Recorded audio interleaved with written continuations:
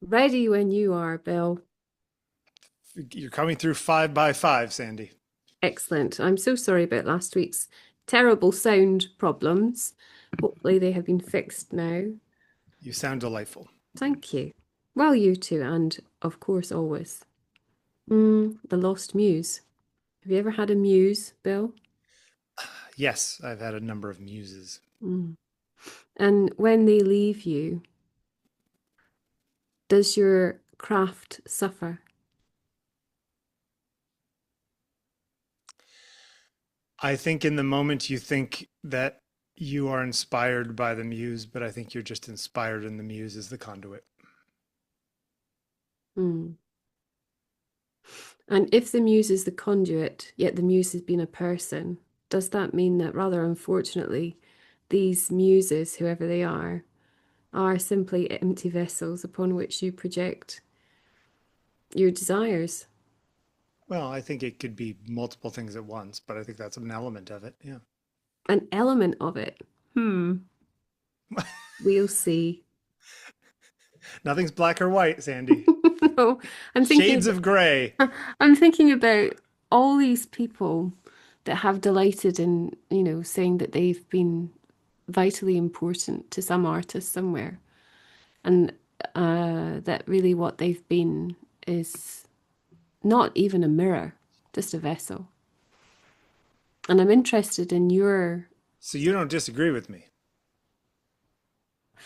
It's not that I disagree with you. No, I don't disagree with you. I think a lot of, particularly women, have been muses, we know, always. And those women have been objectified, and you use the word conduit. That makes it seem like something of greatness, the channel of God or something. And Yeah. that's the part I think is baloney. Um, Well, yeah. but this is me. Our tables are turning, Bill. You're becoming more woo, and I'm becoming more cynical. Well, I just think that it's not an unknowable thing. It's just sort of a uncontrollable thing, inspiration. Hmm. But isn't it problematic to find inspiration in another person?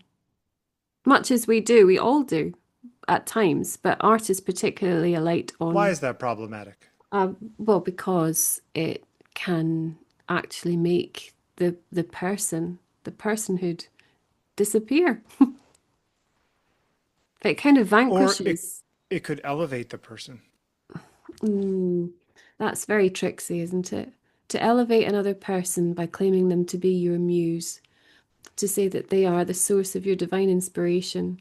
Okay, if somebody claimed you a muse of theirs, and I'm sure it's happened before, you found that offensive, not flattering? I look at why I might have been flattered at the time, and I see it's because I was a silly girl. I can see that it was because I was young and vain. Well, vanity comes with youth. Right. Well, not necessarily. We know plenty of people who are old and vain. However, Sure. um, I can say with certainty that I would find it problematic now. And of course, isn't that the rub? Probably it wouldn't be the case now because I'm older and there's nothing less muse-like than an old lady. I mean, I could fight you on that for the next 30 minutes, but I won't waste the time. No, and also I'm being a Uh, bit facetious. However, there is a point to that, and you said yourself that something about, you know, being young equals being vain up to a point. well, I Um, think yes, yeah, yeah. But I also think that even if all of that is true and there is some youthful element in the concept of a muse, mm, I mean, it's not always about the muse, it's about the idea of youth and possibility and, you know, future all out before you and like all those sorts of ideas get commingled into the idea of creation, don't they? The newness of it all. of course, it's romantic what you're Yeah. describing. Well, Got, all of art is romantic to some extent, isn't well, it? to some extent, I've got Rossetti's Beata Beatrix, which we've talked about before, because it's a Yep. painting of Elizabeth Siddal, his wife. She was his model and his muse. Um, she was already dead when he painted this. He painted this through his period of mourning and grief. Whatever you might think about Rossetti the man, nonetheless, he was, at times at least, obsessed with what Elizabeth, Lizzie, looked like. Um, she was his lost muse, I suppose, because she died. She died from an overdose of laudanum, and she was only 32. They'd been married for a couple of years. I'm not sure that he really wanted to marry her as such. And I think she felt that keenly. And again, we've talked about it before. People can rake through our archive and find where we spoke of her as a kind of the sole subject of our talk.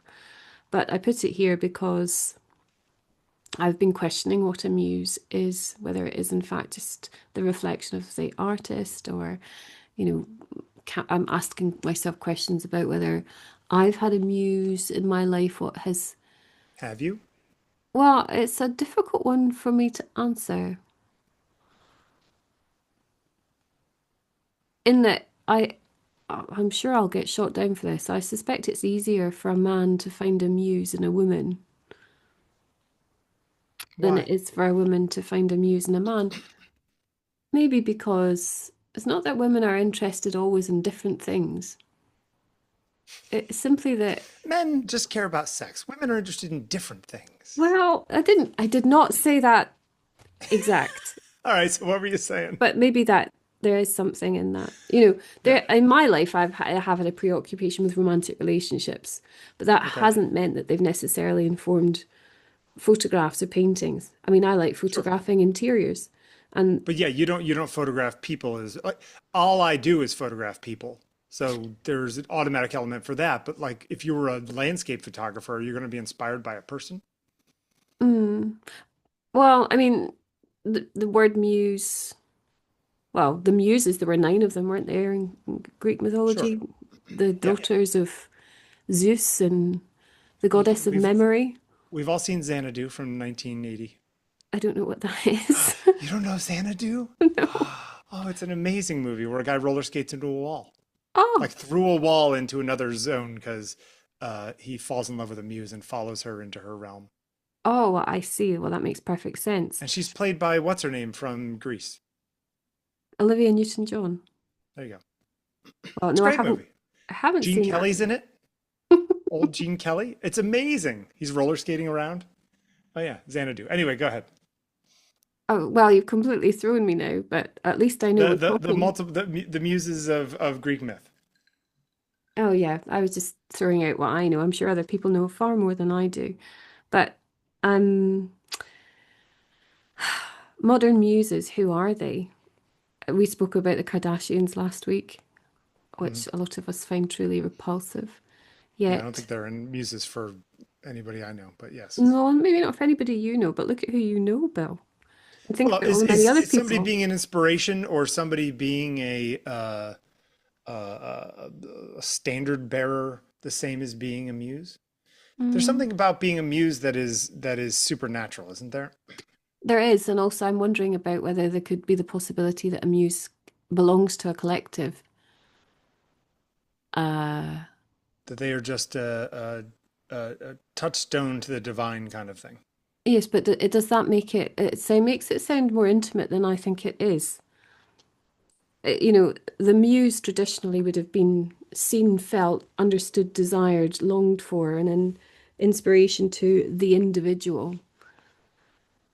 But Yes, that's why I'm thinking about the but the idea Kardashians, for of example.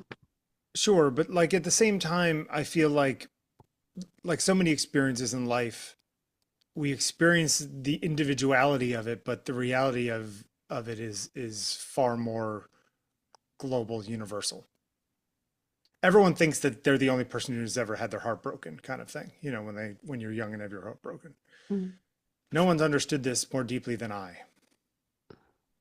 Oh, Doesn't that Bill, also comment here? let me get the strings out. Um, I'm not saying I feel that way. I'm saying that that's how it feels when you have your heart broken for the well, first it's time. devastating, isn't it? Of But course. Yeah. let's look at this. Somebody who's desirable Hmm. may become a muse to many people. Yep. That's often problematic, isn't it? But is that a measure of modern mass media too? Maybe, and that's why Edie Sedgwick's in here. Sure. She um, fell out of favor with Warhol, very well documented fall from favor. I mean, he did still try to help her after their relationship had faltered, but she decamped to the Bob Dylan entourage, and he was heartbroken. They'd had a very intense relationship, quite how it could be described. I know lots of people write about their relationship. It's become mythologized as much as any 20th She century. also came from a rich family too, right? She was already sort of idolized by all of that, right? Yeah, she was an it girl, socialite of her time. Exactly. Um, but she was voted Girl of the Year, I think, in 1964. What does it take to be voted Girl of the Year? Who votes? I don't know, but like we'll have to put you on the ballot next year just to see what happens. Yes.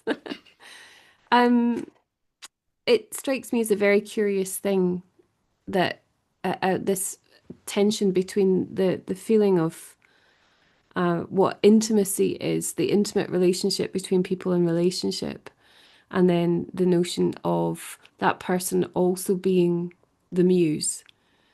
And I don't know if that could be a thing in that, painters historically who've made lovers of their models and have put them on the pedestal as if the muse, yet have also lived with them, eaten with them, lived with them. Sure. There seems to be something at odds there. It's almost like the muse can't be real. You said already something supernatural. Is there where's the distinction between an obsession and a muse? Is that really just that the person who has the muse is making something? Is doing something with that sort of feeling, you know? What you mean in terms of, for example, the artist making a painting?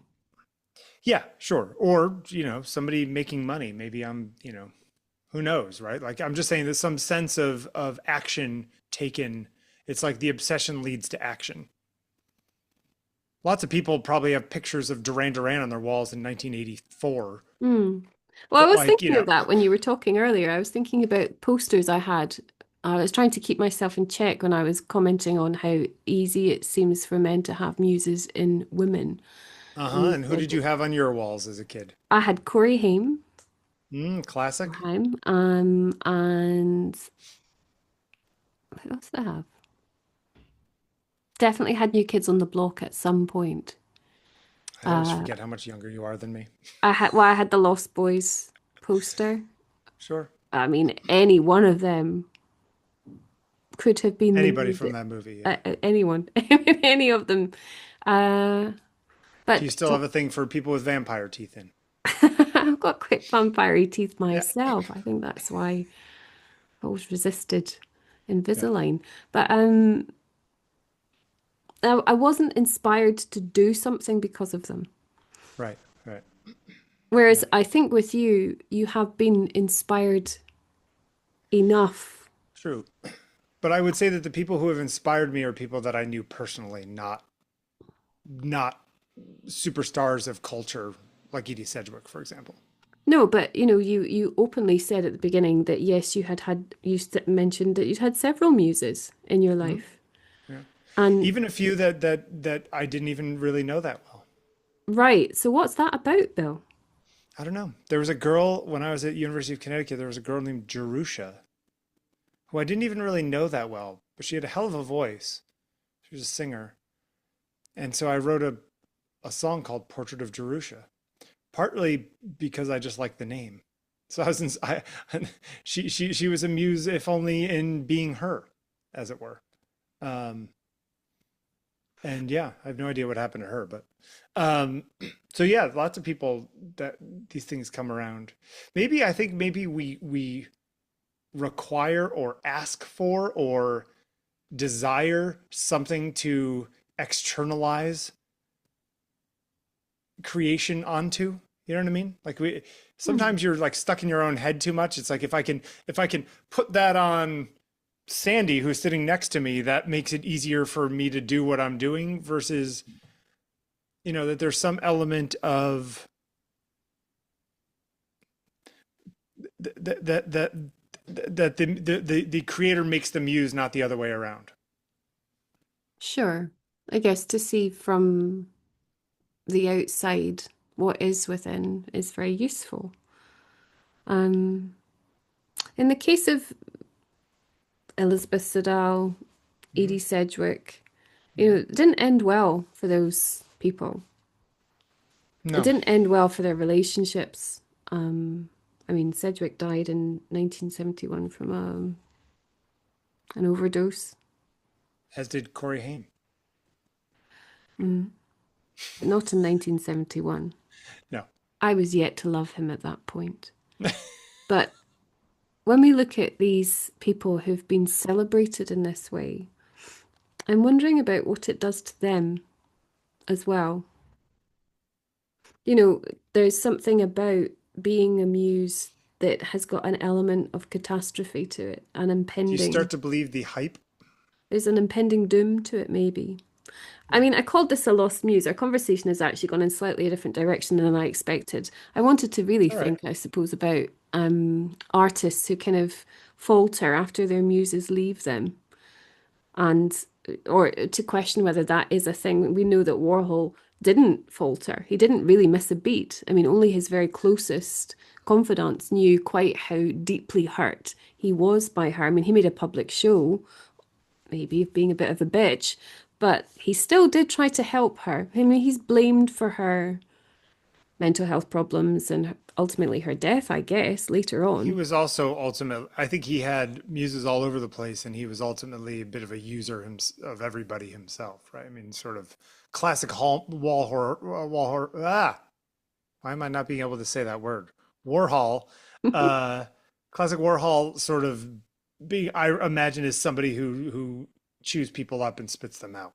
Sure. There's a really good article that's in Vanity Fair, I think, about this relationship and about its demise.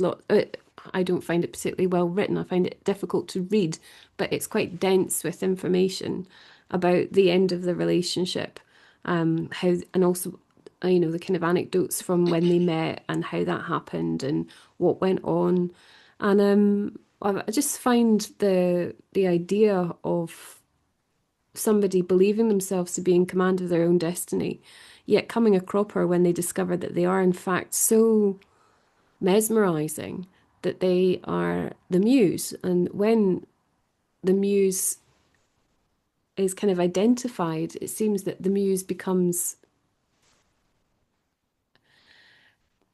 troubled is too light a word, tormented by that status, Yeah. tormented by that Do you think they would feel that way? pressure. Most of it is because they know it's happening, right? Like this Jerusha girl, and I didn't know her that well, but like she may never know that I wrote a song with her name in it, right? Gosh, imagine if you watched this and then you got an email. Yeah, and she was, and as far as I know, she did not overdose at age 27 or something, right? Like, so I guess there's also this I don't know, weight that yeah, I could see that. See, you see it as a negative thing. I'm sure that there are others who see it who desperately want to be the muse to someone. Well, but is that only ever to do with vanity? It's one thing to be able to Is say, "Oh, vanity a sin? say that again." Should vanity be a sin? Well, it is in there. Yeah, I know, but like that's all God nonsense. I'm just saying, like, they also say, you shouldn't enjoy sex too in the church. So like, there's lots of things that so, should it be wrong to be vain? I don't know, but it seems like, we are kind of misshapen lumps of clay, and then something happens to us, And we become even more misshapen. and no, we're Gravity. kind of formed into this image by others' perception of us. Sure. And when the realization that, you know, the person has become the muse, when they realize that their lump of clay is shaped by the outside so powerfully that it feels to me like inside withers somehow. I know I'm being romantic now and quite dramatic in the way I'm Wait. So thinking of this. the more you're defined by other people, the less you get to define yourself, kind of thing. Kind of. And I mean, obviously, to define oneself is already coming into a territory that is a bit of nonsense, really, because we're just, we're prisoners to conditions and our circumstances. So, we have so little control, yet we think we are in charge of our lives.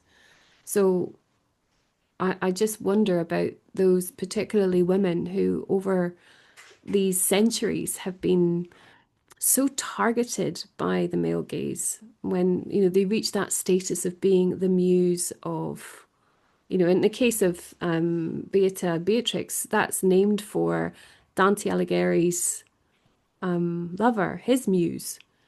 And here we have Elizabeth Siddal being painted by Rossetti, who's named for, obviously, Dante Alighieri. Dante, yeah.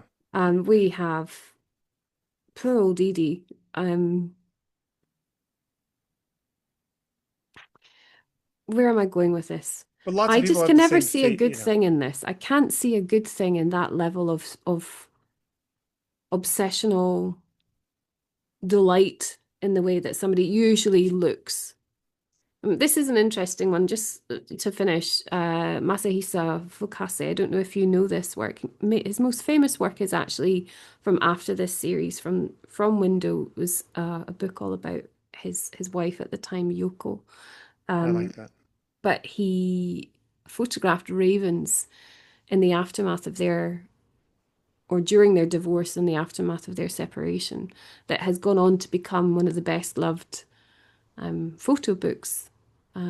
Was, you know, relatively recently voted the best photo book in the world or something like that. He obsessively, at this period, however, photographed his wife from the window of their apartment. Whatever she was doing, wherever she was going, however she was traveling, looking, anything, he photographed her. And it's quite a sort of extraordinary series. I think it was like an 8-year long project. There's something beautiful in that, isn't there? Well, I thought you might say that. She left him in 1976, maybe 74, Because she's a 70. fool. I'm just kidding. I don't know. No, she did say later, there's a very sad story to this. Um, he, the last 20 years of his life, he was in a coma. Hmm. So he died in 2012. He fell downstairs at his own, at his favorite bar in Shinjuku or somewhere in Tokyo, and was in a coma then. And though they had divorced and separated years before, she came twice a month and sat with him. And she said at the time that, he was part of her identity. She also said that he could really see her through the lens, but not without his camera. Hmm. And I've that's a really poignant, It's a very profound Japanese thing. statement. Uh, Mm. but I mean, I could see that. I mean, I think that it would be very difficult to separate my wife and I. So I understand that. Like, even just in my own head. Do you think that, I mean, in this case, she was his subject? Was Mm. she his muse? Well, absolutely, because he solely photographed her. Okay. He didn't photograph anything else. I mean, Yeah. there's some very early work of his when he was still a very young man, but really, I think it was 8 years. He photographed her in this way, And it was only after her departure that he turned to ravens. And I can't remember exactly what it was, but there's another anecdote that I've got in my memory somewhere about him saying that he would come out of the the underground station and there would always be these ravens on the wires. And that's what he photographed because he couldn't bring himself to look at anything else. Mm. I mean, there's been a resurrection of his work relatively recently, um, and after his death, not that he would have known anyway, because of the Raven work. But obviously, this whole archive of stuff, it is a bookwork as well, Yoko. Mm. It's his It's obsessional thinking about her is almost in some ways disturbing, isn't it? disturbing. You could also see it as a distillation of reality. Mm. I'm going to use her. I mean, the world is too big. I'm going to choose her as a stand-in for it all. I wonder if we could say that the people certainly I have picked may have waited until their muses left them to make their best work. Sure, sure. And isn't there something in that? I think thinking back to Zeus for a moment and the mother of the muses, she was the goddess of memory. Isn't there something even more potent about a muse who's remembered rather than who is simply being? And doesn't that again testify to the kind of misogyny Well, I mean, that of sort it? of dismisses the actual muse and they're replaced by the stuff that they were inspired. But it also means that only the memory and the mind of the thinker kind of allows that beauty to be. And that to me is quite repulsive. Yeah. I mean, all of that might be true. I'm coming around to this new way of thinking about reality and life in You're that, not going on like a silent retreat as well, are you? yeah, I'm going to go to where am I going? The Krishnamurti Center. What is the place called? Did I get that right? Almost, yeah, but don't you dare make fun. I'm going to go there and I'm going to sit silently. I'm allowed to make fun, you're not. I was going to say that yes, that may be wrong morally. I don't know, whatever, but that life goes the way it goes and it's a candle that gets burned and it's not always going to burn perfectly, you know? So Well, if that's the reality of one of these people's life, then that's a lot better than having lived it, as a coal miner underground. I think you need to watch what you say there, Bill, I'm because just saying as something that somebody doesn't really want to do. there's a lot more in this that we haven't touched on this evening. Tons. Make it a Muse 2, TOO. Okay, I'll get right on top of that, Bill. I'll be there. Um, and Yep. I wonder if for all these sessions, if we've become each other's muses in certain aspects. I don't know. Do you create these things with me in mind? Sometimes I do. Not Well, there you not go. often actually, but sometimes I do. Most of the time, I don't think of you at all, she says. My friend Bill I'm Wadman, I thinking do about love him. Corey Haim. I am. God, I love him. Thanks, Bill.